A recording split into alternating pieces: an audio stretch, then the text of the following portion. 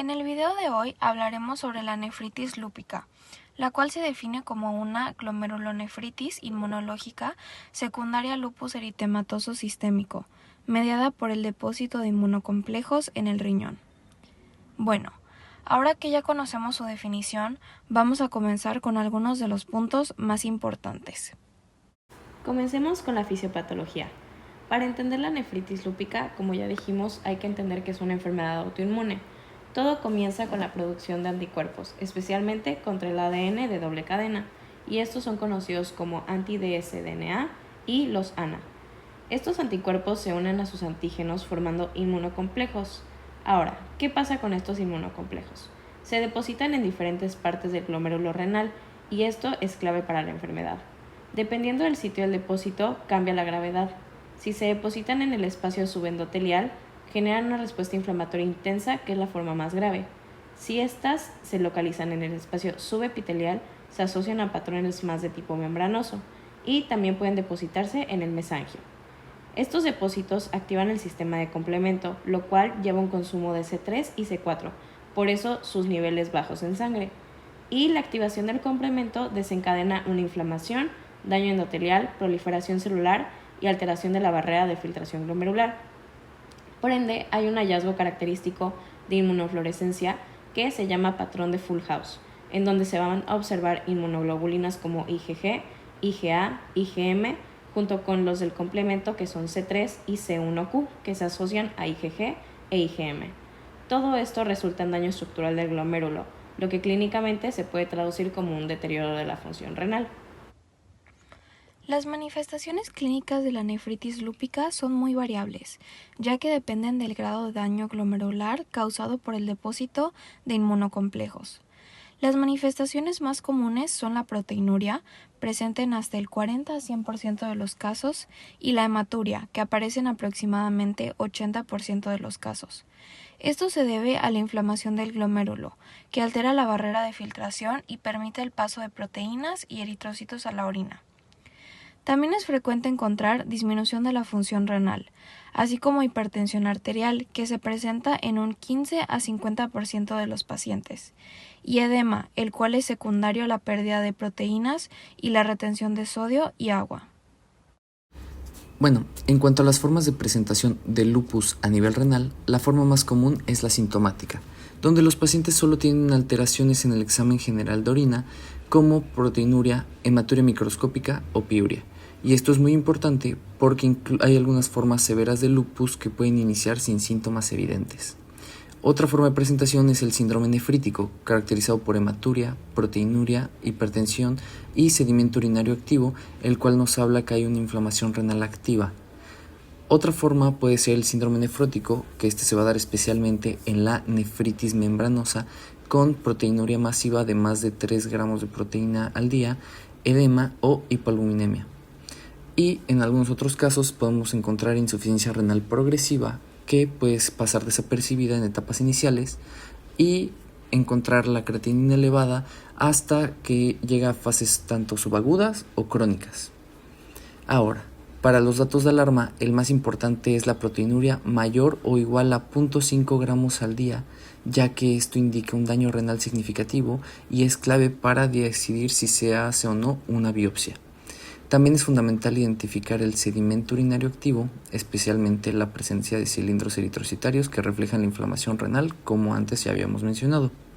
Otro dato crítico es el deterioro de la función renal, como el aumento de la creatinina o la disminución de la tasa de filtración glomerular.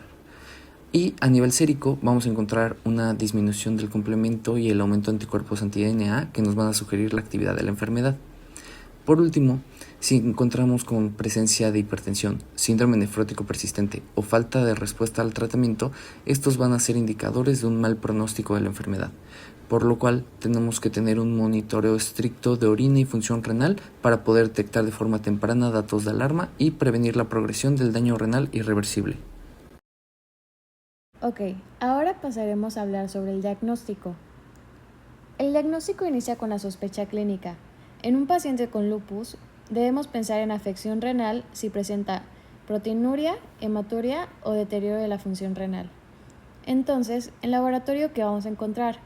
proteinuria que puede llegar a rango nefrótico, sedimento urinario activo con eritrocitos dismórficos o cilindros hemáticos, disminución de C3 y C4, lo que nos indica un consumo de complemento, elevación de anti-DNA asociado a actividad, y el estudio clave o gold standard es la biopsia renal, que confirma el diagnóstico y permite clasificar la enfermedad. Y en inmunofluorescencia es característico el patrón Full House, con depósitos de inmunoglobulinas y complemento. Ahora vamos a hablar del tratamiento y la clasificación de la nefritis lúpica. El objetivo principal del tratamiento es disminuir la proteinuria de forma progresiva, buscando llegar a menos de 0.5 gramos al año. Algo muy importante es que una respuesta temprana se asocia con mejor pronóstico. El manejo se divide en dos fases. Una fase de inducción que dura de 3 a 6 meses, donde usamos inmunosupresión intensa, y una fase de mantenimiento cuyo objetivo es mantener la respuesta a largo plazo. En cuanto a los fármacos, la primera línea son los esteroides combinados con micofenolato. Como alternativa, podemos usar ciclofosfamida, preferentemente en dosis bajas para reducir la toxicidad. También existen otras opciones, como lo son los inhibidores de calcineurina, útiles en proteinuria nefrótica, rituximab en casos refractarios y belimumab, que ayuda a disminuir brotes. El tratamiento también depende de la clase histológica. En las clases 3 y 4, que son las proliferativas, se usa inducción con micofenolato o ciclofosfamida y mantenimiento con micofenolato o azatioprina. En la clase 5, si no es nefrótica, se maneja con IECA y esteroides. Si es nefrótica, se requiere tratamiento inmunosupresor con micofenolato, inhibidores de calcinurina o ciclofosfamida. Evaluamos la respuesta al tratamiento. En este caso va a ser parcial si hay una reducción de proteinuria mayor del 50%. Va a ser completa si hay una proteinuria menor de 0.5 gramos con función renal normal. Si no hay respuesta en 3 a 6 meses, se debe cambiar el tratamiento. Finalmente, la clasificación ISN o RPS se basa en la biopsia renal. La clase 1 y 2 va a tener un compromiso mesangial, mientras que la clase 3 va a tener una afección focal menor al 50%. Tenemos la clase 4, que va a ser difusa al mayor al 50%, y esta va a ser la más grave. La clase 5, que va a ser la membranosa y asociada a síndrome nefrótico, y la clase 6, que va a ser la esclerosante con daño irreversible. En resumen, el tratamiento depende de la clase histológica. Como siempre, busca reducir la proteinuria y preservar la función renal, ya que eso impacta directamente en el pronóstico del paciente. Ahora, para finalizar con el video, vamos a hablar de las metas y el pronóstico. Las metas se evalúan principalmente con la proteinuria. Cuando es respuesta completa, la proteinuria es menor a 0.0 gramos al día.